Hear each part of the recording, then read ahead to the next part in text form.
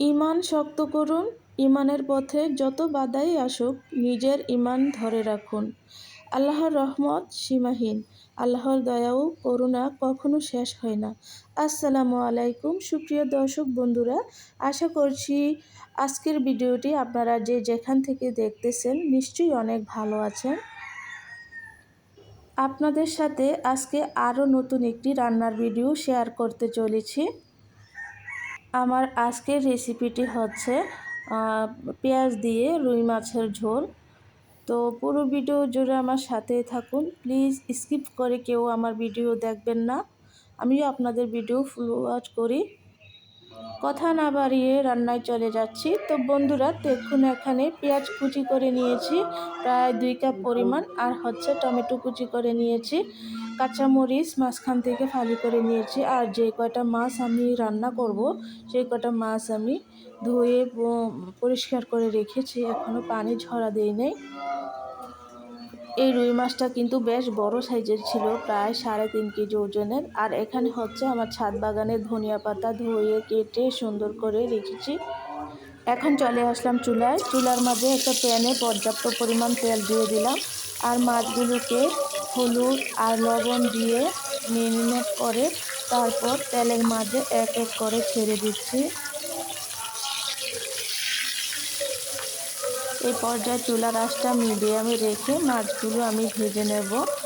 বেশ বড় সাইজের দেখে আমার প্যানটা ছোট, সেজন্য 3 পিসই দিয়েছি। 3 পিস করে ভেজে নেব। তো এই তো বন্ধুরা আমার মাছ ভাজা হয়ে গেছে। এখন মাছগুলো একটা প্লেটে উঠিয়ে রাখবো।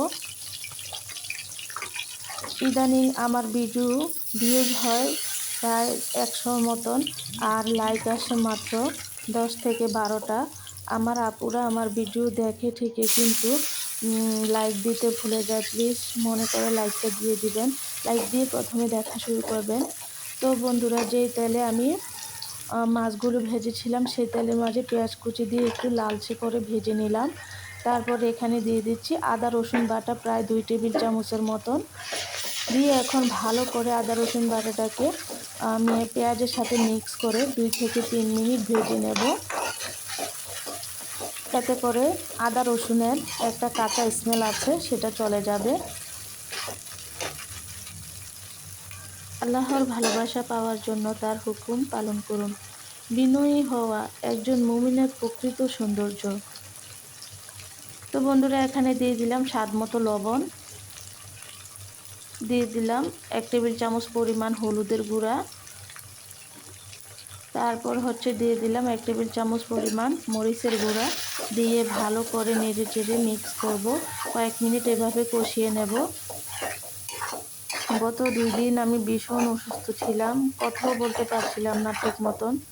এখন মহান আল্লাহ তাআলা একটু আসান দিয়েছেন, ভালো লাগছে শরীরটা, সেজন্য একটা ভিডিও আপনাদের সাথে শেয়ার করতে চলেছি।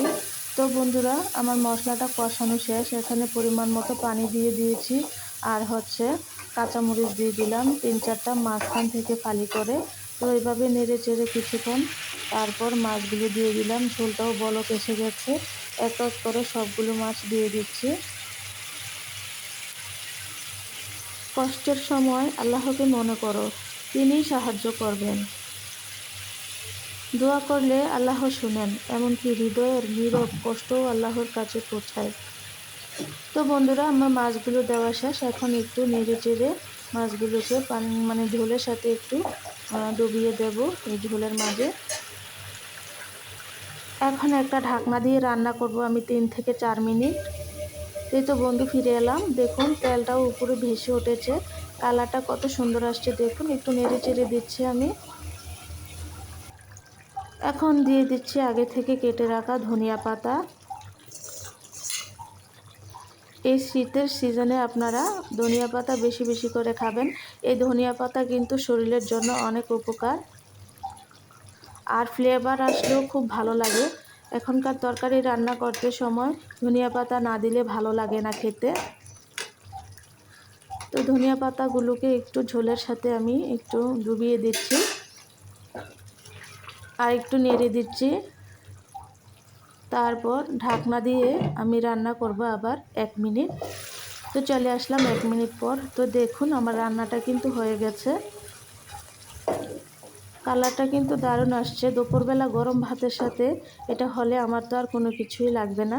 আপনারা এইভাবে বাসায় রান্না করে খাবেন আর আমাকে কমেন্ট করে জানাবেন আজকের রান্নাটি আপনাদের কাছে কেমন লেগেছে। সেই পর্যন্ত সবাই ভালো থাকবেন, সুস্থ থাকবেন, আমার জন্য দোয়া করবেন। আল্লাহ হাফেজ।